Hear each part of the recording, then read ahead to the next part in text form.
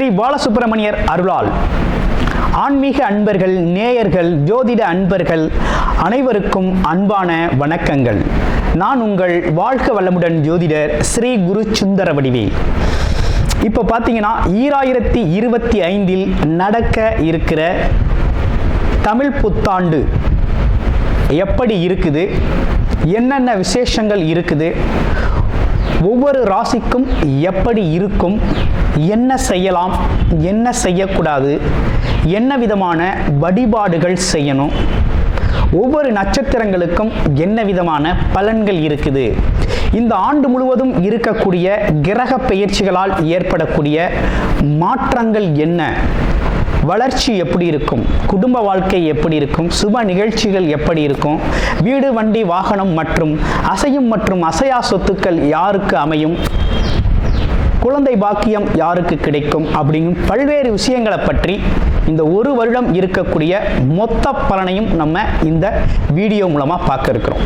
இப்போ இந்த விசுவாவசு வருடம் தமிழ் புத்தாண்டுகளில் 60 வருடங்களில் 39வது வருடம் தான் இந்த வருடம்.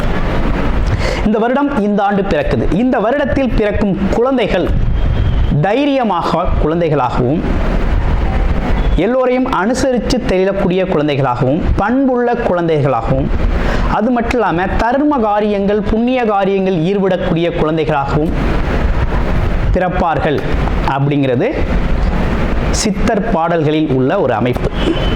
அது மட்டும் இல்லாமல் தன் மகனை சான்றோன் என கேட்ட தாய் அப்படிங்கிறது மாதிரி அந்த குழந்தைகள் பெற்றோருக்கு பெருமை சேர்ப்பார்கள் அப்படிங்கிற ஒரு விஷயமும் இருக்குது.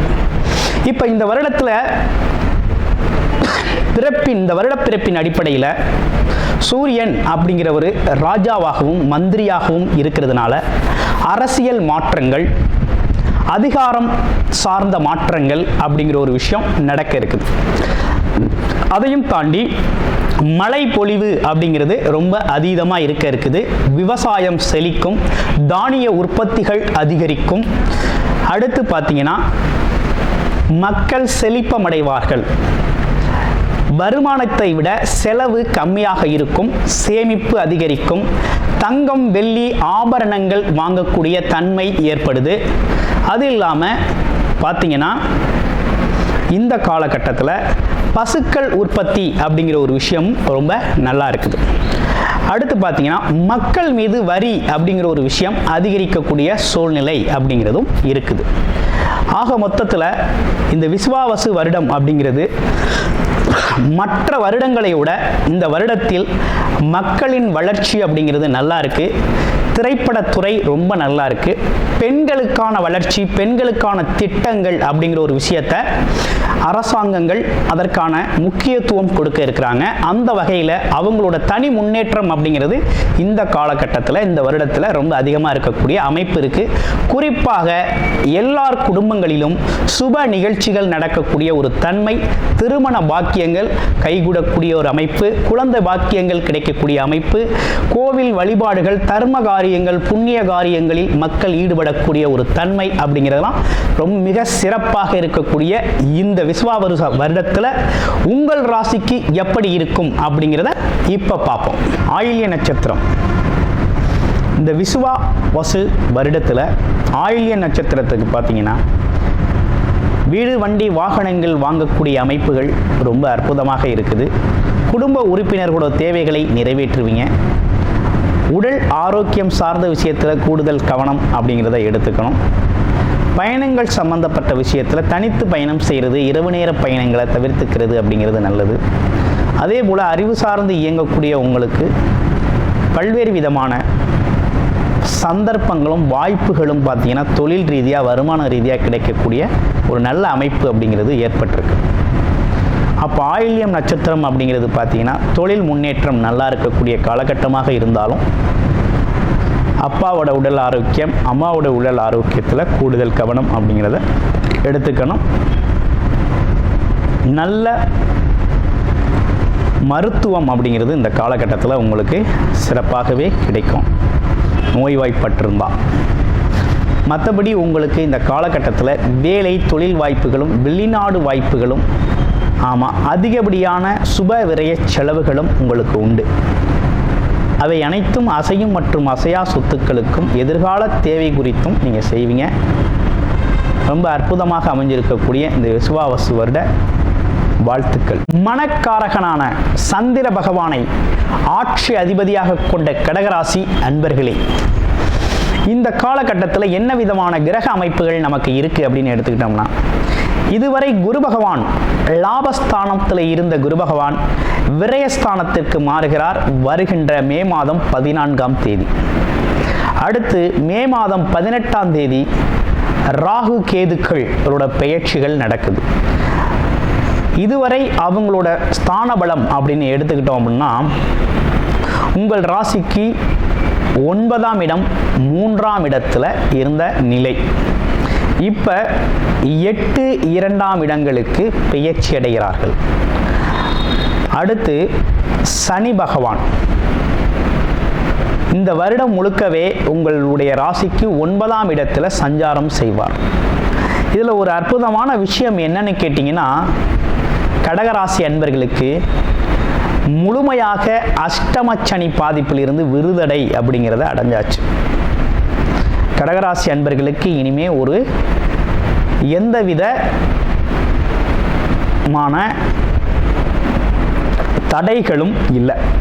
ஃபர்ஸ்ட் திங், பெரிய தடைகள் எதுவும் இல்லை. தடைகளிலிருந்து விடுதலை பெற்றாச்சு. செகண்ட் என்னன்னு கேட்டிங்கன்னா, உங்களுக்கு இந்த காலகட்டத்தில் குரு பகவான் 12ஆம் இடத்தில் அமர்ந்திருக்கிறதுனால அவரோட பார்வை பலன்களும் பார்த்தீங்கன்னா உங்களுடைய ராசியில் இருந்து அவரோட பார்வைன்னு எடுத்துக்கிட்டோம்னா 4ஆம் இடத்துல விழுகிறதுனாலையும் வீடு வண்டி வாகனங்களை வாங்கிறதுக்கான அமைப்பு விரய செலவுகள் நிறைய நடக்கும். இடம் வாங்குறது, மனை வாங்குறது, வீடை கட்டுறது அல்லது கட்டின வீட்டை வாங்குறது அப்படிங்கிற மாதிரி செலவுகள் உண்டு. சில பேருக்கு கடனை அடைக்கக்கூடிய ஒரு தன்மை அப்படிங்கிறது ஏற்படும். இடம் வீடு வாங்கின கடன்களை அடைக்கிறது அப்படிங்கிற ஒரு அமைப்பு அப்படிங்கிறது உண்டு. அடுத்து தொழில் முதலீட்டுக்கான கடன்கள். தொழில் முதலீடு செய்வதற்காக இந்த வருமானம் அப்படிங்கிறதும் உங்களுக்கு இந்த காலகட்டத்தில் இந்த வருமானங்கள்லாம் அதுக்கு போகும். கூடுமான வரையும் பார்த்தீங்கன்னா செலவு கொஞ்சம் ஜாஸ்தியாக இருக்குது. அதுவும் என்னன்னா சுப செலவுகள் அப்படிங்கிற ஒரு விஷயம் கொஞ்சம் நிறையாவே இருக்கு. என்னென்ன மாதிரி சுப செலவுகள் இருக்குன்னு கேட்டோம்னா, தொழில் சார்ந்த சுப செலவு, குடும்ப உறுப்பினர்களுக்கு குடும்பத்தின் தேவைகளை நிறைவேற்றும் விதமான சுப செலவுகள் நிறைய உண்டு. இதையும் தாண்டி உங்களுக்கும் உங்கள் குடும்பத்தினருக்கும் பார்த்தீங்கன்னா மருத்துவ செலவுகள் கொஞ்சம் அடிக்கடி பண்ணிக்கிறது மாதிரி இருக்கும். உடல் கொஞ்சம் அப்பப்போ ஏதாவது புது பிரச்சனைகளை உடம்புல சின்ன சின்ன மருத்துவம் தேவைப்படும் அளவிற்கு இருக்குது. அடுத்து இன்னொரு விஷயம் என்னன்னு கேட்டிங்கன்னா, இந்த கேது பகவான் 2ஆம் இடத்துல வந்து அமர்றதுனாலையும் ராகு அப்படிங்கிறவர் பார்த்தீங்கன்னா 8ஆம் இடத்துல வந்து அமர்றதுனாலையும் இந்த காலகட்டத்தில் குடும்ப உறுப்பினர்கள்ட்ட விவாதம், வாக்குவாதம் அப்படிங்கிற ஒரு விஷயத்தை கம்ப்ளீட்டாக தவிர்த்துக்கணும். நண்பர்களிடத்திலும் உறவுகளிடத்திலும் கூட. ஏன்னா அது வந்து இந்த காலகட்டத்தில் தேவையில்லாத மனக்குறைகளையும் சங்கடங்களையும் ஏற்படுத்தும். அதே போல் பழைய விஷயங்களை அசைபோட்டு அதில் இருக்க நிறை குறைகளை இப்போ பேசுகிறதுனால இப்போ இருக்க கரண்ட் லைஃப், ப்ரெசன்ட் லைஃப் வந்து கொஞ்சம் பாதிக்கப்படும். அதனால் அந்த விஷயத்தில் கூடுதல் கவனம் எடுத்துக்கங்க கடகராசி அன்பர்கள். உடல் ஆரோக்கியத்தில் மிகுந்த அக்கறை தேவைப்படுகின்ற வருடமாக இந்த வருடம் அப்படிங்கிறது இருக்குது. அது மட்டும் இல்லாமல் 2 சக்கர வாகனங்கள், பழைய வண்டியை வாங்குறது அப்படிங்கிறத தவிர்த்துக்கங்க. அப்புறம் இரவு நேர பயணங்கள், தனித்து பயணம் செய்கிறது அப்படிங்கிறதெல்லாம் கொஞ்சம் மாற்றம் செஞ்சுக்கிறது அப்படிங்கிறது ரொம்ப நல்லது. அப்போ இந்த வருடம் நல்லா இருக்கா நல்லா இல்லையா அப்படின்னு பார்த்தோம்னா, கடகராசி அன்பர்களை பொறுத்த வகையில் தடைகள் ஒரு பக்கம் நீங்கிட்டாலும் இன்னொரு பக்கம் என்ன நடக்குது அப்படின்னா, குடும்பம் சார்ந்த விஷயத்தில் கொஞ்சம் கூடுதல் கவனமும், நீங்கள் பேசுகிற வார்த்தைகளில் கொஞ்சம் கூடுதல் கவனமும் தேவைப்படுது.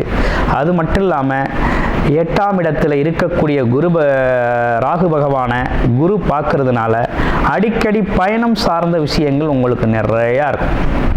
அடிக்கடி ஏதோ ஒரு காரணத்திற்காக வெளியூர் பயணங்கள் போகக்கூடிய ஒரு அமைப்பு இருக்குது. கடன் பிரச்சனை தீரும். எதிரிகள்லாம் கொஞ்சம் மாற்றமடைவார்கள், மனமாற்றம் ஏற்படும். ஆமாம், நோய்க்கான மருத்துவம் கிடைக்கும். உடம்பு ஆரோக்கியம், மன ஆரோக்கியத்துக்கான ஒரு சிறந்த மருத்துவம் அப்படிங்கிறது உங்களுக்கு சிறப்பானது, ஒரு நல்ல மருத்துவம் அப்படிங்கிறது கிடைக்கும்.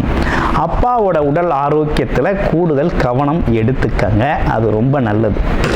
ஏன்னா சனி பகவான் உங்களுடைய ராசிக்கு 9ஆம் இடத்துல, அதாவது ஆயுள் காரகன் 9ஆம் இடத்துல அமர்ந்திருக்கிறதுனாலையும், அங்கே சுக்கிரன் புதன் அமர்ந்திருக்கக்கூடிய இந்த நிலையும், இப்போ இருக்கக்கூடிய இந்த நிலையும் வந்த வருடம் உள்ளவாகவே சனி பகவான் அங்கே தான் இருக்க போகிறார்.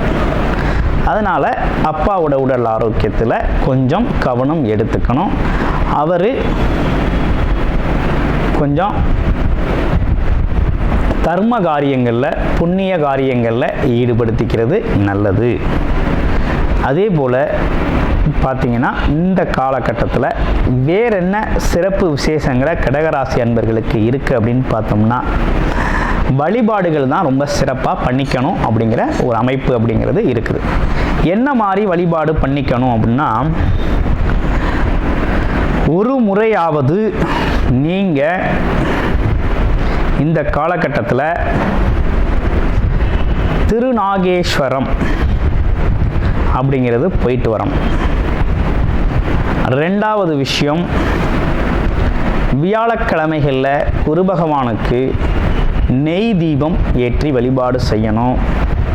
அதே போல் சனிக்கிழமைகளில் சனி பகவானுக்கு நல்லெண்ணெய் ஏற்றி வழிபாடு செய்யணும். இதை கொஞ்சம் செஞ்சுக்கிட்டு வாங்க, ரொம்ப நல்லா இருக்கும். கூடுதலாக உங்களுக்கு நல்லதொரு முன்னேற்றம், லாபம், அது மட்டும் இல்லாமல் திடீர் அதிர்ஷ்டங்கள், யோகங்கள் அமையணும் அப்படிங்கிற மாதிரி விருப்பப்பட்டீங்க அப்படின்னா, ஞாயிற்றுக்கிழமைகளில் ராகு காலத்தில் துர்க்கை அம்மனுக்கு நல்ல எண்ணெய் தீபம் ஏற்றி வழிபாடு செய்யுங்க. அவர் யோகக்காரகன், குரு பார்வை இருக்குது.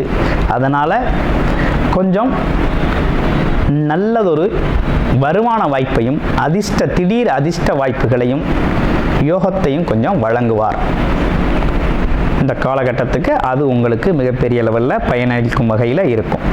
என்ன இருந்தாலும் உங்களுடைய பிறப்பு ஜாதகத்தில் என்ன மாதிரி தசாபுத்தி அமைப்பு நடக்குது அப்படிங்கிறத பார்த்துக்கிட்டு பயன்படுத்துங்க.